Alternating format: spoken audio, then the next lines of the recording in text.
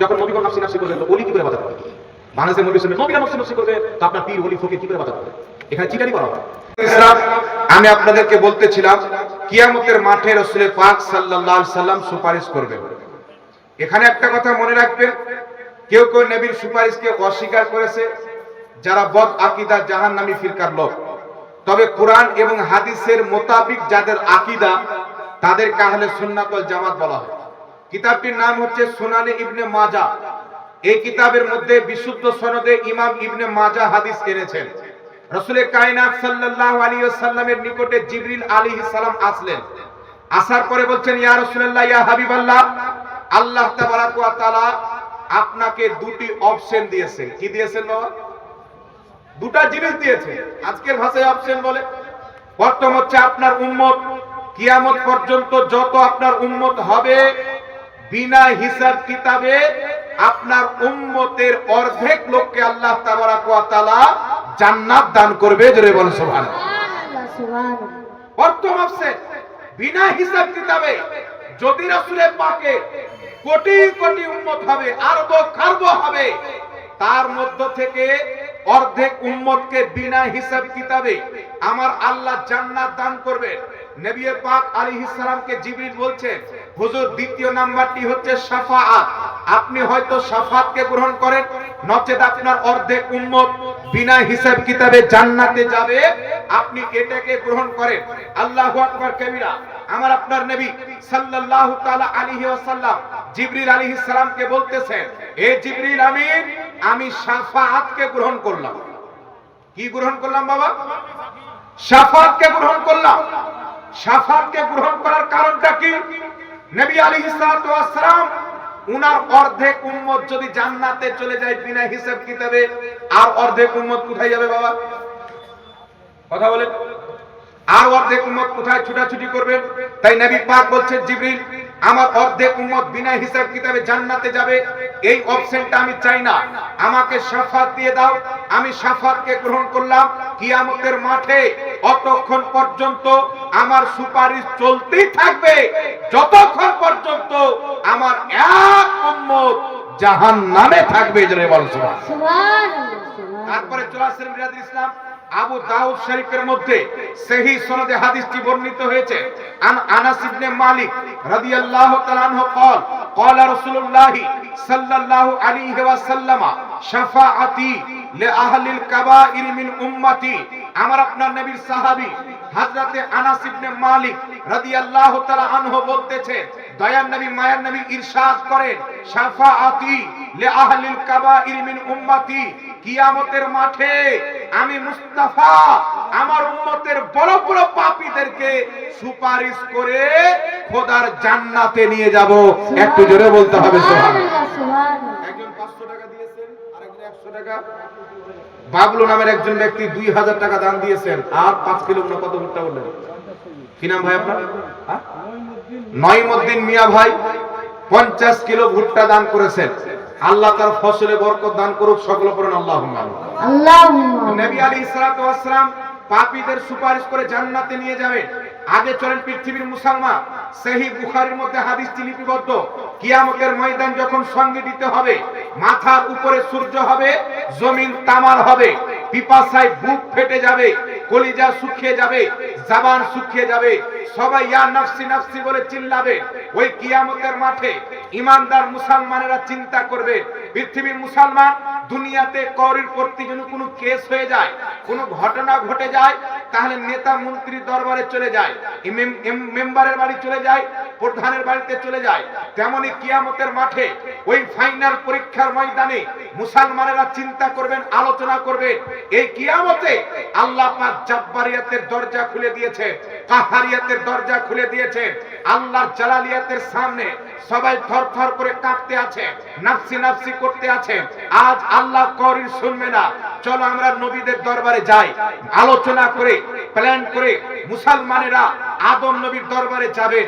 ওই কিয়ামতের মাঠে হযরতে আদমের দরবারে গিয়ে বলবেন, ইয়া আদম আলা নবিয়ানা, আপনি হচ্ছেন আল্লাহ পাকের খলিফা, আল্লাহ পাকের নবী, মানব জাতির আদি পিতা, আপনি আমাদের সুপারিশ করেন, আপনি আমাদের বখশিশ করেন। হযরতে আদম আলাইহিস সালাম বলবেন ইযহাবু ইলা গায়রি, অন্য কারোর কাছে যাও। কার কাছে যাও? অন্য কারোর কাছে যাও। ওই কিয়ামতের মাঠে প্রত্যেক নবী বলবেন ইযহাবু ইলা গায়রি, অন্য কারোর কাছে চলে যাও।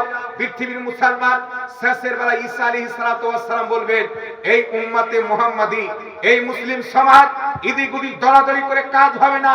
এই কিয়ামতের মাঠে রব তাবারাক ওয়া তাআলা যদি কোনো ব্যক্তির কথা শুনে, যদি কেউ তোমাদের সুপারিশ করতে পারে, কারোর সুপারিশ যদি খোদার দরবারে কবুল হয়, তিনি মা আমিনার লাল, আব্দুল্লাহর নয়নতারা মুহাম্মদ রাসূলুল্লাহ এদিক ওদিক ছুটাছুটি না করে মুস্তাফার দরবারে চলে যায়। সুবহানাল্লাহ, সুবহানাল্লাহ। নবী পাকের নামটা যখন মুসলমান শুনবে, ওই কিয়ামতের মাঠে সারা জিন্দেগি শুনেছে নবী সুপারিশ করবে, কবরের নবী, হাসরের নবী, মিজানের নবী। আর পৃথিবীর মুসলমান ওই কিয়ামতের দিন এক একটা দিন 40 বছরের হবে, মাথার উপরে সূর্য হবে। আল্লাহু আকবার কবীরা। আল্লাহ পাক পবিত্র কুরআন সূরা কাউসারের মধ্যে বলতেছে ইন্না আ'তাইনাকাল কাউসার, নবী নিশ্চয় আমি তোমাকে কাউসার দান করেছি। এই কাউসারটা কি জিনিস বাবা? এই কাউসার হচ্ছে জান্নাতের একটি হ্রদ। এর পানি দুধের চাইতে বেশি সাদা, মধুর চাইতে বেশি মিষ্টি। ওই কিয়ামতের মাঠে যেই ব্যক্তি একবার হাউজে কাউসারের পানি পান করবে, দ্বিতীয়বার পিয়াস লাগবে না। আমার নবী মুস্তাফা কিয়ামতের মাঠে নিজের উম্মতকে জান্নাতি পিয়ালাতে ভরে ভরে হাউজে কাউসারের পানি আমার নবী পান করাবে। সুবহানাল্লাহ, সুবহানাল্লাহ। কিয়ামতের মাঠে পান করাবে। সাহাবায়ে কেরাম জিজ্ঞাসা করলেন ইয়া রাসূলুল্লাহ, ওই কিয়ামতের মাঠে আরব খারব লোক হবে, সারা পৃথিবী যত লোক হয়েছে, যত লোক হচ্ছে কিয়ামত পর্যন্ত যত লোক হবে, সবারই ভিড় হবে। এত ভিড় ভাড়ে আপনার নিকটবর্তী কারা হবে, কাছাকাছি কারা হবে? দয়ার নবী মুস্তাফা বলছেন যে আমার প্রতি যত বেশি দরুদ পড়বে কিয়ামতের মাঠে তত বেশি আমার কাছে থাকবে। সুবহানাল্লাহ, সুবহানাল্লাহ। যত বেশি দরুদ পড়বেন তত বেশি নবীর কাছাকাছি হবে। আর এখন কিছু দাড়িওয়ালা শয়তান বেরিয়েছে, বলছে এটা দরুদ পড়া যাবে না, এটা দরুদ পড়তে হবে। দরুদকেও ভাগ করতে লেগেছে। বলে কেন পড়া যাবে না? বলছে এটা নবীর দেওয়া দরুদ, এটা মৌলবীর দেওয়া দরুদ। ওই গাধা মৌলবীকে বলে যদি মৌলবী বানিয়েছে মেনে নিলাম, মৌলবী ওর বাপের নামে বানিয়েছে না নবীর নামে বানিয়েছে? কথা বলে নবীর নামে। নবীর নামে বানিয়েছে, তো নবী পাকের নামে বানিয়েছেন, তো পড়তে কি সমস্যা আছে? আহলে হাদিসদের হাজারো দরুদ আমার কাছে আছে, পৃথিবীর কোন কিতাবে নাই, তাদের মৌলবীর বানা আছে। যেদিন সামনে বসবে এমন পোস্টমর্টম হবে, খোদার কসম বাংলার জমিনে মুখ দেখাতে পারবে না, এমন পোস্টমর্টম হবে ইনশাআল্লাহ। এই জন্য পৃথিবীর মুসলমান ওই কিয়ামতের মাঠে আমার আপনার নবী মুস্তাফার নিকটবর্তী কারা হবে? যে যত বেশি দুরূদ পড়বে তত নবী মুস্তাফার কাছে হবে। এই জন্য কবি বলতেছেন হরদম জবা সে নিকালো পাক নামে মোহাম্মদ, অর্থাৎ বেশি বেশি করে নবীর প্রতি দুরূদ প্রেরণ করো। কিয়ামতের মাঠে সবচাইতে বেশি যে দুরূদ পড়েছে নবী পাকের কাছাকাছি সবচাইতে বেশি হবে। সুবহানাল্লাহ, সুবহানাল্লাহ। এবার পৃথিবীর মুসলমান ঈসা আলাইহিস সালাম বলছেন নবী মুস্তাফার দরবারে চলে যাও। আল্লাহু আকবার কবীরা। এখানে নবী পাকের নামটি যখন শুনবেন মুসলমান দৌড় দিয়ে রাসূল পাকের দরবারে। আমার আপনার নবী যখন নূরানি চাদর গায়ে দিয়ে হাসরের ময়দানে আসবেন, आला हजरत बोलते थे ओढ़कर जब वो नूरी चादर आएंगे सारे महशर का नक्शा बदल जाएगा। আমার নবী মুস্তাফা যখন নূরানি চাদর গায়ে দিয়ে হাসরের ময়দানে উপস্থিত হবে, হাসরের নকশাটা চেঞ্জ হয়ে যাবে। কেন চেঞ্জ হবে? নবী পাকের চেহারাকে দেখে পিপাসাকে ভুলে যাবেন, খিদাকে ভুলে যাবেন, কষ্টকে ভুলে যাবেন। নবীর দরবারে গিয়ে আরজ করবেন ইয়া রাসূলুল্লাহ, আজ কিয়ামতের ময়দানে আদম আলাইহিস সালাম ফিরিয়ে দিয়েছেন, ইব্রাহিম আলাইহিস সালাম ফিরিয়ে দিয়েছেন, আপনি ছাড়া আমাদের কেউ নাই, আপনি আমাদেরকে বাঁচান। আমরা আপনার নবী বলবেন না অন্য কারোর কাছে যাও। নবী যদি ফিরিয়ে দেয় পৃথিবীর কেউ বাঁচাতে পারে না। আমার নবী কিয়ামতের মাঠে বলবেন, বুখারী শরীফের হাদিস, রাসূলে পাক বলবেন আনা লাহা, এই জন্য তো আমি আছি। সুবহানাল্লাহ একটু সুবহান জোরে হও না সুবহানাল্লাহ। সুবহানাল্লাহ সুবহান এটা তো আমার দায়িত্ব, এটা তো আমার কাজ। এসো আমার কাছে এসো। আল্লাহর নবী মুস্তাফা বলছেন, বুখারীর হাদিস, কিয়ামতের মাঠে আমি সিজদাতে পড়ে যাব, দীর্ঘ সময় সিজদাতে থাকব। আল্লাহ পাক তখন একটি তাসবিহ শিখাবে, আমি সেই তাসবিহটিকে পাঠ করব। অনেকক্ষণ পর আল্লাহ পাক বলবেন, ইয়া মুহাম্মদ ইরফা রাসাকা, এ আমার হাবিব তুমি নিজের মাথাকে তুলো, তুমি যার সুপারিশ করবে তাকে বকশে দেওয়া হবে, তুমি যা চাইবে তোমাকে তাই দেওয়া হবে। সুবহানাল্লাহ সুবহান সবাই নফসি নফসি করছে, প্রত্যেক নবী ওলি পৃথিবীর লোক সবাই তাকিয়ে আছেন কিয়ামতের মাঠে। খোদা রাজি হয়ে যাও, খোদা রাজি হয়ে যাও। আমার খোদা তাকিয়ে আছেন, মুস্তাফা তুমি জাতি রাজি, আমি খোদাও জাতি রাজি। তাই আলা হযরত বলছেন, খোদা কি রাজা চাহতে हैं दो आलम, খোদা চাহতা है रज़ाए मोहम्मद। সুবহানাল্লাহ সুবহান আল্লাহু আকবার আল্লাহু আকবার ইয়া রাসূলুল্লাহ আল্লাহু আকবার ইয়া আলী ইয়া সারা আলী পৃথিবী চাইবে আল্লাহকে রাজি করব। আমার আল্লাহ চাচ্ছেন আমার হাবিব মুস্তাফাকে রাজি করব। আল্লাহ বলছেন, হাবিব তুমি নিজের মাথাটাকে তুলো, যার সুপারিশ করবে তাকে বকশে দেওয়া হবে, যা তুমি চাইবে তোমাকে তাই দেওয়া হবে। আল্লাহ পাক দুনিয়াতে পবিত্র কোরআন পাকে আমার আপনার নবীর সঙ্গে একটি ওয়াদা করেছেন, ওয়ালা সাউফা ইউতিকা রাব্বুকা ফাতারদা। এ আমার নবী তোমাকে আমি এত দিব তুমি রাজি হয়ে যাবে। রাসূলে খোদা সাল্লাল্লাহু আলাইহি সাল্লাম কি নিয়ে রাজি হবেন?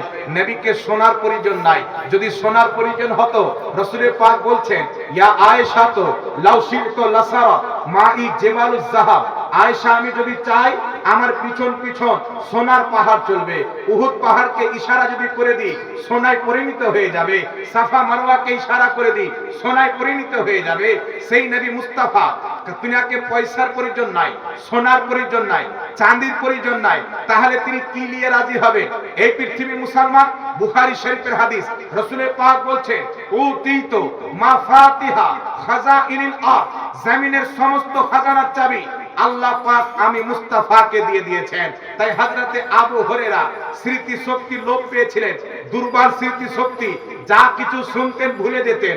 নবীর দরবারে গিয়ে বলছেন, ইয়া রাসূলুল্লাহ আমি যা শুনি সব ভুলে যাই, আপনি একটু ব্যবস্থা করে দেন। আমার আপনার নবী মুস্তাফা বলছেন, চাদর বিছাও। তিনি চাদর বিছালেন, বুখারীর হাদিস। নবী পাক চুল্লু করে চাদরে রেখে দিলেন। হযরতে রাসূল পাক বলছেন, আবু হুরায়রা চাদরটাকে গোছিয়ে নাও। তিনি চাদরটাকে গোছিয়ে নিলেন। নবী বলছেন, সিনাতে লাগিয়ে নাও। তিনি সিনাতে লাগিয়ে নিলেন। হযরতে আবু হুরায়রা বলছেন, জানি না নবী পাক চুল্লু করে কি দিলেন, যেই দিন থেকে আমি সিনাতে লাগিয়েছি একটা হাদিস ভুলিনি, যা শুনি সব আমার মনে থেকে যায়, সুবহানাল্লাহ সুবহানাল্লাহ সব আমার মনে থেকে যায়। যুদ্ধের ময়দানে সাহাবায়ে কেরাম যুদ্ধ করতে করতে হাত কেটে টুকরো হয়ে পড়ে গেছেন। ওই হাতকে এক হাতে ধরে নবীর দরবারে এসেছেন। আল্লাহর নবী মুস্তাফা হাতকে লাগিয়ে নিজের থুথু মোবারক লাগিয়ে দিয়েছেন, হাত ঠিক হয়ে গেছেন। সাহাবায়ে কেরাম যুদ্ধের ময়দানে চোখ উখড়ে পড়ে গেছেন, হাতে করে চোখ নিয়ে এসেছেন, নবী থুথু দিয়ে লাগিয়ে দিয়েছেন।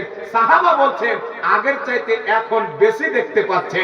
এই পৃথিবীর মুসলমান, এই নবী মুস্তাফাকে গরিব বলা যাবে না, ইয়াতীম বলা যাবে না।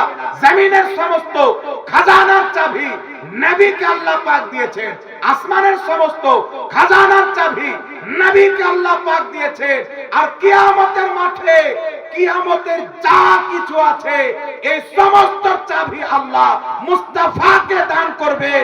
তিনি পাপী উম্মতের সুপারিশ করে খোদার জান্নাতে নিয়ে যাবেন। সুবহানাল্লাহ সুবহানাল্লাহ ইমাম জুরকানি রাহমাতুল্লাহ আলাইহি লিখতেছেন, আল্লাহর হাবিব কিয়ামতে মালিকানা করবেন, শাফাতের অধিকার আল্লাহ দিয়ে দিবেন। নবী যাকে চাইবেন তাকে জান্নাতে নিয়ে যাবেন, যাকে চাইবেন তাকে জান্নাতে নিয়ে যাবেন। এখানে একটা কথা আপনাকে বলি, পৃথিবীর মুসলমান, আমার আপনার নবী সব পাহাড়কে ইশারা করলে, আর নবী বলছেন, আয়েশা আমার পিছন পিছন পাহাড় শোনা হয়ে চলে। ইয়া আয়েশা তো লাউ শিরতু লাসারাত মাই জাবালুজ যাহাব। নবী পাকের কাছে যা চাইতেছেন তাই দিয়েছেন। আবু দাউদের মধ্যে সহিহ হাদিস, হযরতে রাবিয়া রাদিয়াল্লাহু তাআলা আনহু আমার নবীকে ওযু করার পানি এনে দিতেন। আমার নবী একদিন খুশি হয়ে গেলেন, খুশি হয়ে বলছেন, ইয়া রাবিয়া তাসাল্লি, এ রাবিয়া তুমি আমার কাছে চাও, যা চাইবে তোমাকে তাই দেওয়া হবে। সাহাবী আর রাসূলিন তো ওয়াহাবি ছিলেন না। ওয়াহাবি থাকলে বলতেন নবী আপনি কি দিবেন, তা আল্লাহর কাছে চাইবো। ইনি ছিলেন সাহাবী। সোনা চান না, টাকা চান না, পয়সা চান না, কি চাচ্ছেন? ইয়া রাসূলুল্লাহ জান্নাত চাই। এর জোরে হবে না সুবহানাল্লাহ? কথাটাতে ধ্যান দিবেন। নবী বলছেন ইয়া রাবিয়া তাসাল্লি, রাবিয়া আমার কাছে চাও। সহিহ হাদিস আবু দাউদ। তো হযরতে রাবিয়া সাহাবিয়া রাসূল বলছেন হুজুর জান্নাত চাই। আর শুধু জান্নাত নয়, মুরাফাকাতা ফিল জান্নাত, জান্নাতে আপনার পাশে জায়গা চাই। আচ্ছা জান্নাতে তো যারা জান্নাতে যাবে নবীর জায়গা তো আলাদা হবে, স্পেশাল হবে, সবচেয়ে উন্নতম হবে। তো রাবিয়া বলছে দুনিয়াতে হুজুর আপনার খিদমত করি, জান্নাতও যেন আপনার খাদেমা হয়ে থাকতে পারে। সুবহানাল্লাহ সুবহানাল্লাহ। আপনার খাদিম হয়ে থাকতে পারি। জান্নাত চাই, জান্নাতে আপনার পাশে জায়গা চাই। আমার নবী বলছেন তুমি এই কাজে আমার সহযোগিতা করো, বেশি করে সিজদা করো, জান্নাতও পাবে, জান্নাতে আমার পাশে জায়গাও পাবে। সুবহানাল্লাহ সুবহানাল্লাহ। যেগুলো জাহিল মূর্খ বলে নবী জান্নাত দিতে পারে না, আরে গাধার কাটা গাধা। আমার বাবা যদি 1 বিঘা জমি আমার নামে রেজিস্ট্রি করে দেয়, তো আমি জমিতে আলু চাইলে আলু লাগাবো, কচু চাইলে কচু লাগাবো, আমার মন নাকি বলে? আমি চাইলে কাউকে ঠিকাতে দিয়ে দেবো, আমি চাইলে নিজের ফসল করবো, হবে কি হবে না? তো আল্লাহ হচ্ছে কুল কায়নাতের মালিক। আল্লাহ পাক নবী পাককে জান্নাতের মালিকানা দিয়ে দিয়েছে। তো নবী যাকে চাইবে জান্নাতে নিয়ে যাবে। তো আল্লাহ দিয়ে দিয়েছেন, তো এই হারামখোর মোল্লা মানতে কষ্ট কেন হচ্ছে? নাকি বাবা? আল্লাহ পাক দিয়ে দিয়েছেন তো মোল্লা মানতে কেন কষ্ট হচ্ছে? সাহাবার আকীদা ছিল নবী জান্নাতও দিতে পারে, দুনিয়াও দিতে পারে। আর জোরে হবে না সুবহানাল্লাহ? সুবহানাল্লাহ সুবহানাল্লাহ। কিয়ামতের মাঠে নবীর সুপারিশ চালু হবে। এখানে একটা কথা আপনাকে বলি বাবা, যখন নবীগণ নফসি নফসি করবেন তো ওলি কি করে বাঁচাতে হবে? বাংলাদেশের মৌলবি শুনবেন নবীরা নফসি নফসি করবেন, তো আপনার পীর ওলি ফকির কি করে বাঁচাতে হবে? এখানে চিটারি করা হয়। আমার নবীর সুপারিশ চালু হওয়ার পূর্বে সবাই নফসি নফসি করবেন, কেউ সুপারিশ করতে পারবে না। প্রথম সুপারিশ করবেন, আল্লাহকে রাজি করবেন আমার আপনার নবী। নবী পাকের সুপারিশ যখন চালু হবে শাফাতে কুবরা, তখন প্রত্যেক নবী সুপারিশ করবেন, ওলিরাও সুপারিশ করবেন, আলিমরাও সুপারিশ করবেন। সুবহানাল্লাহ সুবহানাল্লাহ সুবহানাল্লাহ। বুখারী শরীফের মধ্যে ইমাম বুখারী হাদিস নিয়ে এসেছেন। রাসূল পাক সাল্লাল্লাহু আলাইহি সাল্লাম বলেন কিয়ামতের মাঠে আল্লাহর ঈমানদার মুমিন ওলি বান্দারাও সুপারিশ করবেন। তাদেরকে আল্লাহ পাক বলবেন আমার ওলি ঈমানদার বান্দারা যাও জান্নাতে যাও। তারা জান্নাতের দিকে ছুটতে ছুটতে দাঁড়িয়ে যাবে, জান্নাতের দিকে কদম বাড়াবে না। আল্লাহ পাক বলবেন তোমাদের সাথে যেই ওয়াদা করেছিলাম আমি তো জান্নাত দিয়ে দিলাম, আর কি চাচ্ছ, যাও। ওলিরা বলবে আল্লাহ যেই ভাইরা আমাদের সাথে নামাজ পড়তো, আমাদের সাথে রুকু করত, আমাদের মুরিদ ছিল, আমাদের ভক্ত ছিল, তাদেরকে ছেড়ে আমরা কি করে জান্নাতে যাব? তুমি তাদেরকেও জান্নাতে দাও, তারা যদি জান্নাতে যাও তবে আমরা জান্নাতে যাব। সুবহানাল্লাহ আমার সুবহানাল্লাহ। আপনার নবী সাল্লাল্লাহু আলাইহি ওয়াসাল্লাম বলেন বুখারী নাসাই দুই কিতাবে হাদিস, রাসূল পাক বলতেছেন তারা আল্লাহর সাথে ঝগড়া করবে, ঝগড়া না আল্লাহ তাদেরকে জান্নাত দিতেই হবে, না আমরাও জান্নাতে যাব না। আল্লাহর ওলিরা ঝগড়া করবেন, আল্লাহ পাক বলবেন, রাসূল পাক বলেন আল্লাহ বলবেন হে আমার ঈমানদার বান্দারা যাও, যাদেরকে চিনো জাহান্নাম থেকে বের করে জান্নাতে নিয়ে চলে যাও। রাসূল পাক বলেন ইবনে মাজার হাদিস হাসান সনদে বর্ণিত, আল্লাহ নবী বলেন ইয়াশফা ইয়াউমিল কিয়ামাতে সালাসান, কিয়ামতের মাঠে 3 শ্রেণীর ব্যক্তি সুপারিশ করবেন, নবীগণ, সুম্মাল উলামা, তারপরে আলিমগণ, সুম্মা শুহাদা, তারপরে শহীদগণ। কোন আলিম ওয়াহাবি দলের, ও তো নবীর সুপারিশ মানে না, ও বেটা কি সুপারিশ করবে? ও তো নবীর সুপারিশ মানে না। আল্লাহর হাবিব বলতেছেন তাবরানী শরীফে, মুজামুল কবিরে, মাজমাউস সাওয়াইদে একাধিক সনদে হাদিস বর্ণিত হয়েছে। রাসূল পাক বলেন আমার উম্মতের মধ্যে এমন কিছু লোক হবে তারা বড় বড় গোত্রের সমতুল্য লোককে সঙ্গে করে খোদার জান্নাতে নিয়ে যাবে। সুবহানাল্লাহ সুবহানাল্লাহ। রাসূল পাক বলেন আমার উম্মতের মধ্যে এমন লোক হবে বানু কোলেবের ছাগলের শরীরে যত রোম রয়েছে এই সমস্ত রোম সমতুল্য লোককে একজন ব্যক্তি সুপারিশ করে জান্নাতে নিয়ে যাবে। সুবহানাল্লাহ নবীও সুপারিশ সুবহানাল্লাহ। করবেন, ওলিরাও সুপারিশ করবেন। এটা হাদিস দ্বারা প্রমাণিত, যেটা হাদিসের আকীদা ওটাই হচ্ছে সুন্নি জামাতের আকীদা। একটু জোরে বলতে হবে সুবহানাল্লাহ।